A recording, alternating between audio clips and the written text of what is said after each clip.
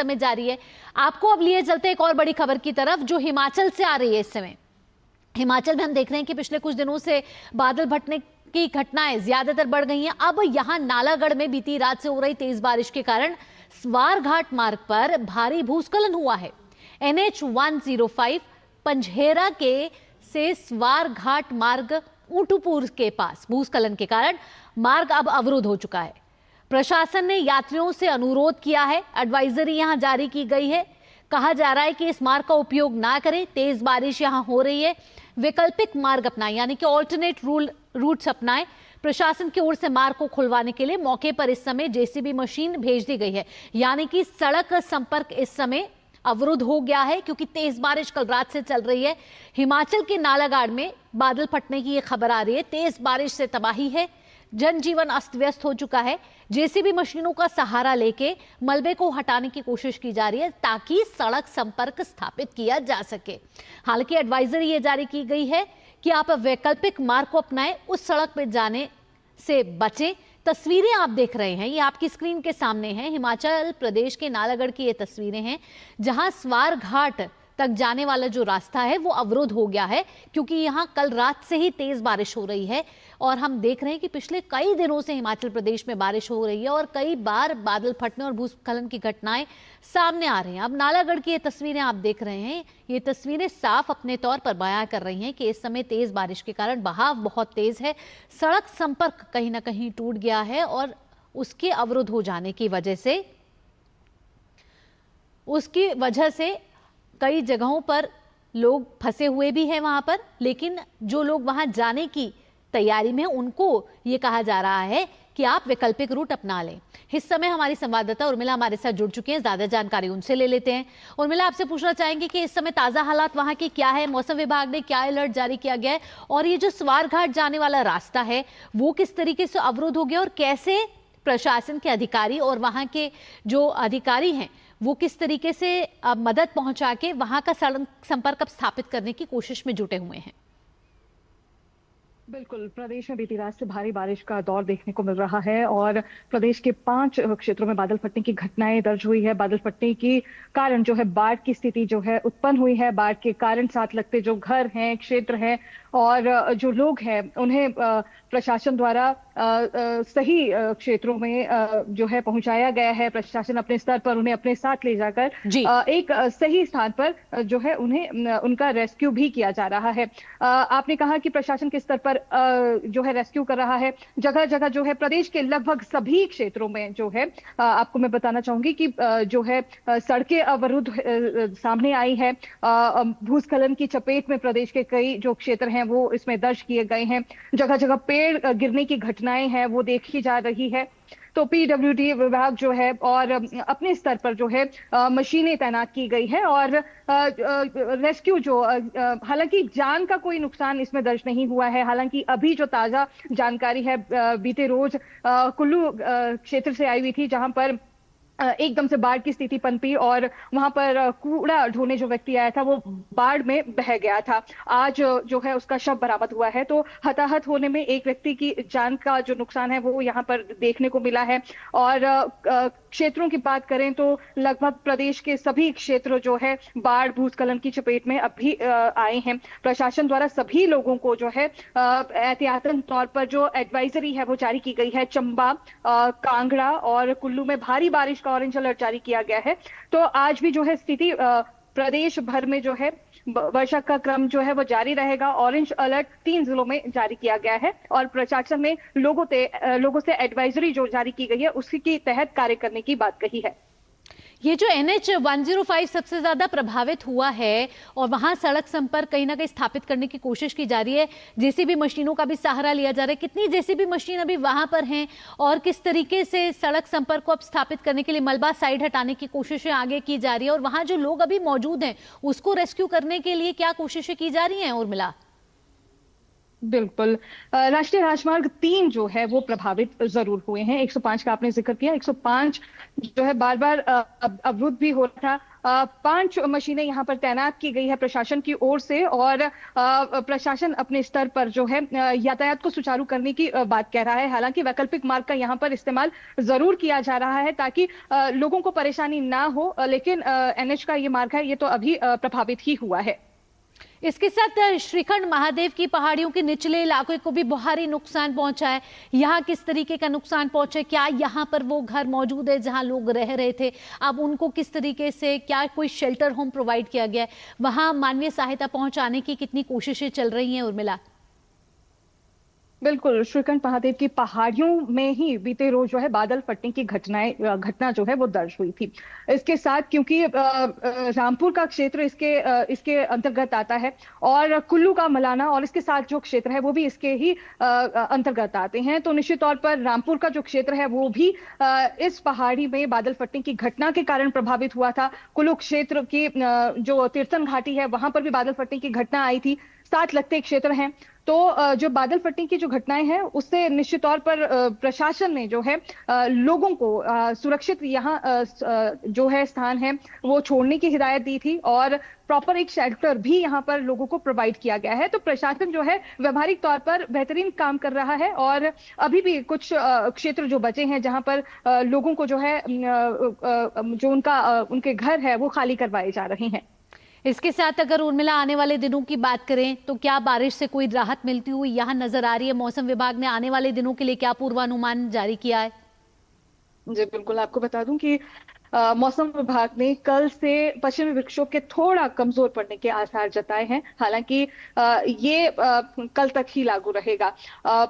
वर्षा का क्रम जो है वो लगातार रुक रुक कर जारी रहेगा। तो अभी फिलहाल वर्षा के इस क्रम से प्रदेश को कोई राहत तो मिलेगी नहीं। मौसम विभाग द्वारा यही जानकारी भी प्रोवाइड की गई है। लोगों को बस एहतियातन तौर पर जो एडवाइजरी प्रशासन द्वारा जारी की गई है वो एहतियातन तौर पर अपनाने की जो है वो बात कही जा रही है। जागरूकता के तहत अलर्ट रहने की बात कही जा रही है, और सजग रहकर मौसम अपडेट के तहत वो है अपने आप को जागरूक रख सकते हैं। बहुत बहुत धन्यवाद उर्मिला, तमाम जानकारी हम तक साझा करने के लिए। तो हिमाचल प्रदेश के शिमला से इस समय हमारी संवाददाता उर्मिला बता रही थी कि हिमाचल प्रदेश के कई इलाकों में इस समय भारी बारिश का दौर जारी है। कई जिलों में इस समय स्कूल कॉलेज बंद कर दिए गए हैं। साथ ही साथ एहतियात के तौर पर एडवाइजरी जारी की गई है कि कई मार्गों पर लोगों को एडवाइजरी जारी की गई है, सलाह दी गई है कि वो वैकल्पिक मार्ग अपनाएं, उस मार्ग पर जाने से बचे। आइए अब हिमाचल प्रदेश से आपको लिए चलते हैं उत्तराखंड के विभिन्न हिस्सों में भी आज भारी बारिश का ऑरेंज अलर्ट जारी किया गया है। भारी बारिश की चेतावनी को देखते हुए देहरादून, टेहरी, चंपावत, बागेश्वर, पिथौरागढ़, अल्मोड़ा, पौड़ी, चमोली, नैनीताल, उधम सिंह नगर और रुद्रप्रयाग जिलों में आज स्कूल और आंगनवाड़ी केंद्रों में छुट्टी घोषित कर दी गई है। इस बीच राज्य के अधिकांश हिस्सों में पिछले 3 दिनों से रुक रुक कर मध्यम से तेज बारिश का दौर जारी है। इसके कारण नदियों के जलस्तर में बढ़ोतरी हुई है और कुछ नदियां खतरे के निशान के आसपास बह रही हैं। राज्य के पर्वतीय क्षेत्रों में बारिश से सबसे ज्यादा प्रभावित हैं ये क्षेत्र। भारी बारिश और भूस्खलन के कारण कई स्थानों पर सड़क मार्ग बाधित है, जिससे आवागमन प्रभावित हुआ है। इस बीच मौसम विभाग के अनुसार बारिश का यह दौर आने वाले दिनों में भी जारी रहने का अनुमान जताया जा रहा है। बात कर लेते हैं अब उत्तराखंड के धराली की, जो 5 अगस्त को प्राकृतिक आपदा से गुजरा था और हमारी जो तस्वीरें हमने वहां देखी थी वो बेहद ही भयावह थी और आज उसका 10वां दिन है। मौसम की खराबी की वजह से रुका राहत बचाव कार्य जल्द शुरू हो सकता है। झील को मैनुअल तरीके से खाली करने के प्रयास किए जा रहे हैं। कल शाम एनडीआरएफ, एसडीआरएफ की एक टीम ने झील का निरीक्षण किया।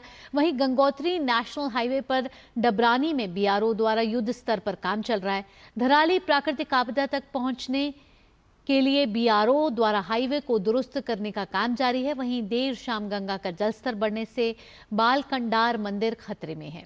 आसपास तेजी से कटान हो रही है। हर्षिल पुलिस थाने भी खतरे की जद में है। आसपास के इलाकों को खाली करवा लिया गया है। हालात ऐसे हैं कि हर्षिल और धराली के बीच 3 किलोमीटर झील बनने से लोग रात भर घर की छतों पर सोने को मजबूर हैं। वहीं लापता लोगों की तलाश के लिए एनडीआरएफ, एसडीआरएफ और सेना ने हाईटेक तकनीकों का सहारा लिया है। मलबे की वजह से राहत और बचाव कार्य बेहद चुनौतीपूर्ण बन गया है। मलबे में दबे लोगों को ढूंढने के लिए ग्राउंड पेनिट्रेटिंग रडार का प्रयोग किया जा रहा है। इससे मलबे में करीब 40 मीटर नीचे तक किसी के दबे होने की जानकारी का पता चलता है। जिस जगहों पर रडार ने संकेत दिए हैं उन इलाकों में खुदाई की जा रही है।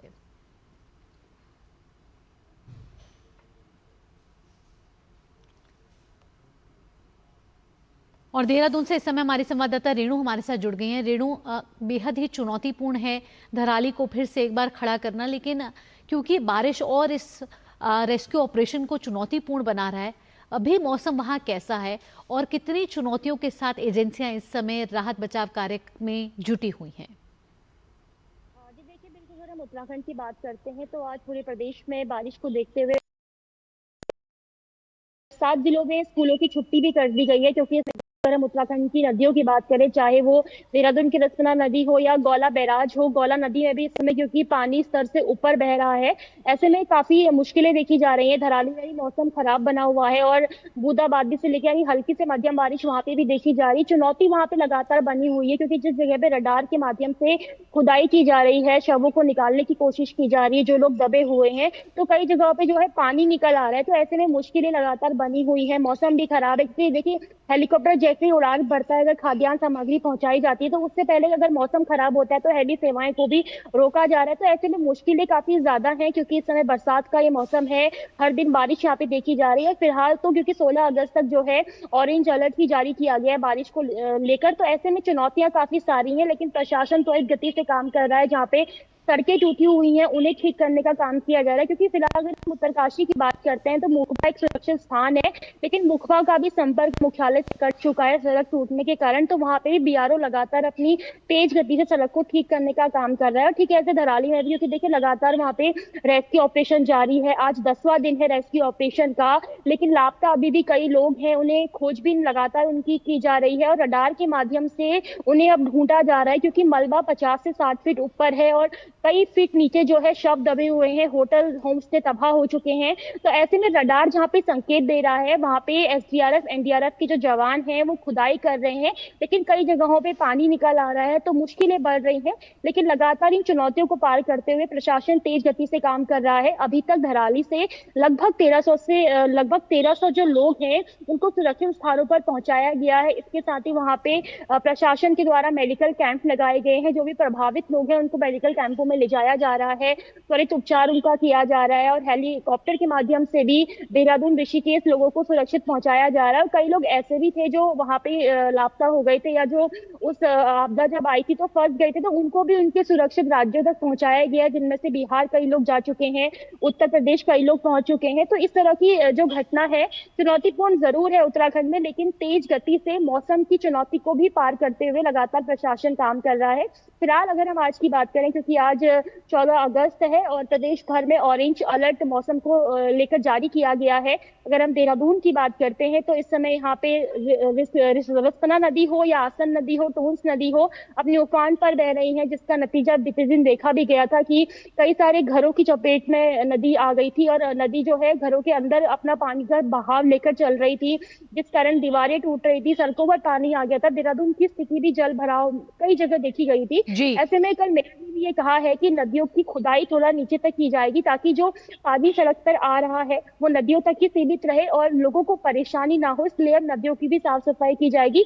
अभी अगर हम बात करते हैं तो फिलहाल जो उत्तराखंड की गौला नदी है, जो नैनीताल जिले में बहती है, हल्द्वानी से होकर गुजरती है, वो अपने स्तर से ऊपर बह रही है।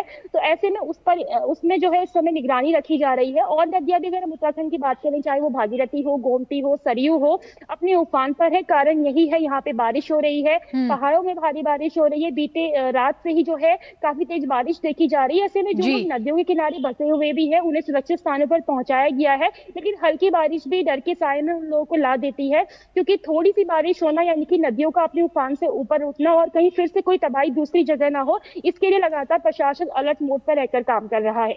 बिल्कुल, तो पहाड़ों से लेकर मैदान तक इस समय देख रहे हैं हम कि मानसून की मार झेलनी पड़ रही है और कई क्षेत्र बेहद ही ज्यादा प्रभावित है। रेणु, फिलहाल तमाम जानकारियों के साथ आपका बहुत बहुत धन्यवाद। आइए आगे बढ़ते हैं, हिमाचल प्रदेश के किन्नौर की बात करते हैं, क्योंकि यहाँ बाढ़ में फंसे लोगों के लिए भारतीय सेना एक बार फिर देवदूत बनकर सामने आई है। सेना ने हिमाचल प्रदेश के किन्नौर में बाढ़ में फंसे लोगों को सुरक्षित बाहर निकाला है। सेना ने लॉजिस्टिक ड्रोन का उपयोग करते हुए इस बचाव अभियान को सफल बनाया। बुधवार को ऋषि डोगरी घाटी के ऊंचाई वाले इलाकों में बादल फटने से आई बाढ़ ने सतलुज नदी पर बने पुल को अपनी चपेट में ले लिया।